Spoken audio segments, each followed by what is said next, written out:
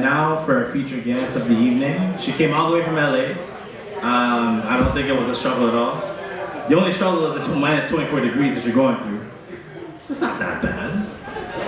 But anyways, so without further ado, I would like to introduce to you global artist, also known for Made It, Yallah Habibi with Karl Wolf, Rime Salmi. Everyone, a round of applause. Rime Salmi, everybody. Rime Salmi.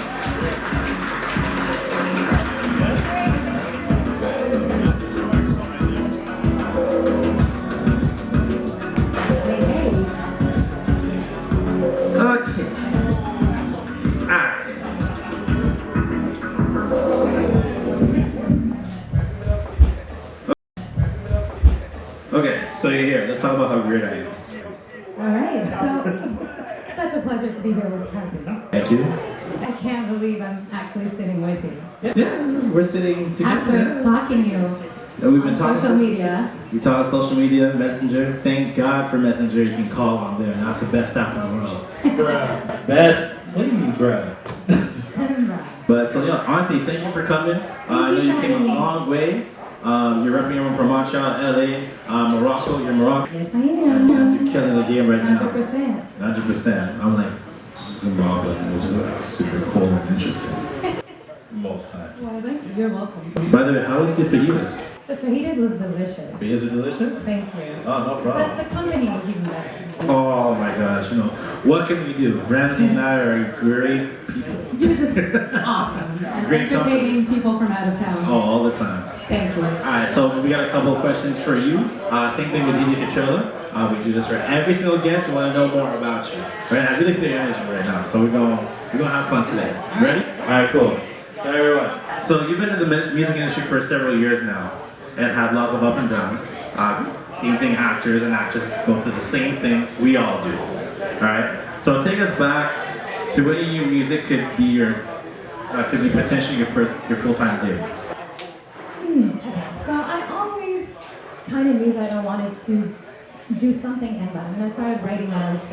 Yeah. I thought I would be, I don't know, a writer, and then I started singing. But the first opportunity I had in the business, on the business side, was I was selected for the Moroccan version of like American Idol. Okay. So I did the show in Morocco a few years back, and that was my first time performing on TV. That was my first time with this many people in front of me, and I did fairly well. So after the show, a few of the organizers, the judges, they were very encouraging. They said you should go back to Canada and do something with that. But I didn't know what to do. I mean, I don't come from a musical family. All I did, what do you do? What do you do when you have something that people consider talented enough to do it for a living, but you have no idea where to start? But I knew it kind of it sparked something, definitely. Yeah. And then I continued doing singing lessons and all until I was found by a label. Okay, shout out, and your label is? Up Records. There we go, Up Records. Your manager is here too right now.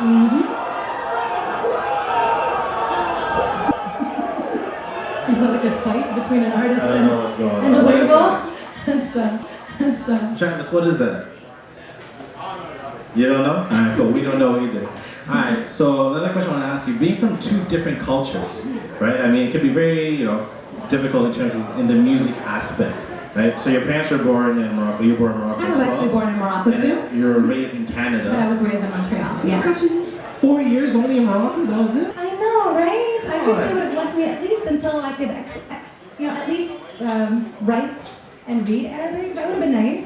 But Montreal was pretty awesome. Hey, but at least you were there though, I mean, you got to experience a little bit. Yeah, and I can say I'm African. But we know. Super proud. Hey, super proud. So now that being said, in terms of music, how do you find a balance to cater to both demographics, or have you found a way to mesh it into one? Absolutely. It's actually part of my personality. I mean, I grew up listening to Arabic music. I grew up listening to a lot of Latino, everything. Montreal is like Ottawa, very multicultural. But the Arabic has, a place in my heart. So a lot of the music that I'm doing now has Arabic instruments in it. And also the cultural struggle is something that was real throughout my life. We always fight against our parents growing up, but there were a lot of things in the Arab culture that, a lot of things that girls can do, or, that are expected of you as a woman, or things like that I rebelled against. And my way of expressing my rebellion is through music, so it comes out in my album. The Made It is... Fantastic song, by the way. Thank you. Fantastic. Thank you. Made It for me is actually, I made it the moment I decided to give myself a chance as a full-time artist. For me, that's the moment that I made it, because the decision was made and the stars started aligning, so... That's poetry right there. That's beautiful. Just like you beautiful. You're sitting beside me, I feel hot. I think it could be nice too, you never know. Alright, so next question. So I'd like to know, so a couple years ago, you got a chance to be featured in Yallah Habibi with Karl Wolf, which went gold, by the way. Phenomenal song, you did a great job, by the way. So just tell us, who came up with the song and how was the overall production, from pre-production to the post-production? Okay, so I was working with Luque, who's an amazingly talented songwriter. He's also an artist now doing his own solo career. But I met him as a writer, and he introduced me to Einach, who's his soundtrack and his partner at the time. And they started working on my album, doing tracks for my album, started writing together, doing songs. And then Karl was about to release his new album. He had the whole vision about the video in Dubai, and he had this, and he wanted to do it with a female counterpart, and he wanted her to be of Arabic background, so he heard about me, because he knew the owners of my label back then. And we met, it clicked, we had really good chemistry, we listened to the song, it made sense for both of us, and I mean, it was a great song, it was beautifully written and all that, so from that point on, from the moment we met until the moment we were flying to Dubai, it was a month. It was like a few weeks. So it was very quick. Super quick. But Karl is very on point in terms of like getting things done. And the label was it was a big team. It was a big team involved. So they really got things done. I didn't do much, to be honest with you, because that's what happens when you have a great team. I mean, I showed up and I did what I do. I did what I do, but in terms of organizing and all that, there was an amazing team behind it, and they did a great job. So I just had to be there. I was fed and I slept well, and I showed up in the morning. And who was that? I like Beyonce too. I'm just saying, like, both of y'all queens, you know what I'm saying? Like, y'all killing it, you know what I'm saying? Hey, it's kind of nice. You gotta love your team when that happens. Always love your team. I'm on my team. Alright, so you released songs such as Stop and Great Times, which made waves over 5 countries. And also not to mention, like we said, Made It, which hit over 1 million again. Despite the little setback that we had before, the 6 million views, it happens. It happens. It happens. Someone it's back at 1 million, so I'm still feeling the love. There you go. You're killing it. So you continue to pave the way for other rising artists by being a prime example and being, very influential and very positive, right? All great traits.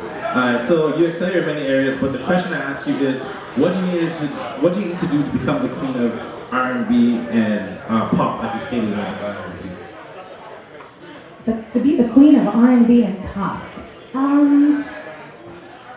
I think it starts from the basics. You do great music that touches people, and by having a message that's truthful to you. So, for example, for me, it's the cultural identity. Okay. So, for me, if I speak of things that are true to me, there are chances of it touching people. And as long as I keep touching people, you keep building the people that fall in love with what you do, and hopefully I keep giving them songs that they love, and history, and the time will take care of the rest. Time will take care of the rest, absolutely. And personal experiences are actually the best experiences. It's the best way to connect, right? Of course, because that's what connects us as humans. We don't want to hear about, all the shallow is nice once in a while. When you're going partying and all that, it's nice. But when you're alone at home listening to music, you want to listen to it was really hard waking up this morning. It was heartbreaking to have given your love to someone who doesn't love you back. Those true moments that you don't feel at your best, but you're kind of happy that someone feels the same. That's what I love. That's what made me fall in love with writing songs. Is I want to write about the things that are happening to me as truthfully as possible, and hopefully someone feels less lonely by listening to it. So you're absolutely beautiful. You do it. Wow. Who this? We need a pizza real quick. We're gonna chill for a while. That's what we're gonna do. So honestly, I've never asked this question before, but what do you think about music today? We can talk about hip hop, which is more about booty shaking and nonsense. We'll talk about pop music, Justin Timberlake. So what do you think about music now? How is it like evolved? My opinion, honestly, is that there was always music that was light and with no message, and there was always music that was more profound. And pop music responds to what people need at that moment. I think there's the booty shaking because it responds to people are going through hard times, and it's kind of nice to just let it go once in a while. And then you have moments where people feel the need to really recollect and be more introspective, and then they find songs and artists that respond to that. So I think there's always been great music throughout the eras, and it just responds to whatever people want. And if that's what they want, that's what's right at that moment. So I'm not going to criticize. Hey, we ain't criticizing.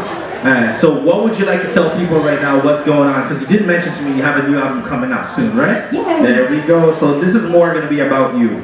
This is all about you. You're not going to have no collabs, no nothing. Okay. So right now I'm in Los Angeles because I'm working on an album. We have the song Made It that you've seen. You've seen the video of it. That one is the first part of a trilogy, so a 3-part short film. So I'm working on getting the second and third song to go with the trilogy. And so it'll be a whole story, and by the end you'll understand what's going on with all the characters in the video. And the rest of the album will also be probably a video per song. And that should come out by the end or beginning of the fall of next year. So fall of next year. Hey, I want 2 tickets for myself. No one else. Technically, I was the one who signed it. I wanted 2 tickets. I filled in a little bit here and there. Alright, cool. So what we gonna do? You're gonna perform "Made It," and also you can do acapella, a Christmas version. Because it's your Christmas special. Because it's our Christmas, it's our Christmas special. Everyone's here. We're having a good time. We're all together. So we're gonna take a little quick break. Thank you, Sinead. We're gonna take a quick break for 2 minutes. We're gonna set up for Rime, and she's gonna kill it. She's gonna sing acapella and "Made It" tonight. So we'll be back in about 2-3 minutes. Thank you. Thank you. Yeah, we're going international with this one.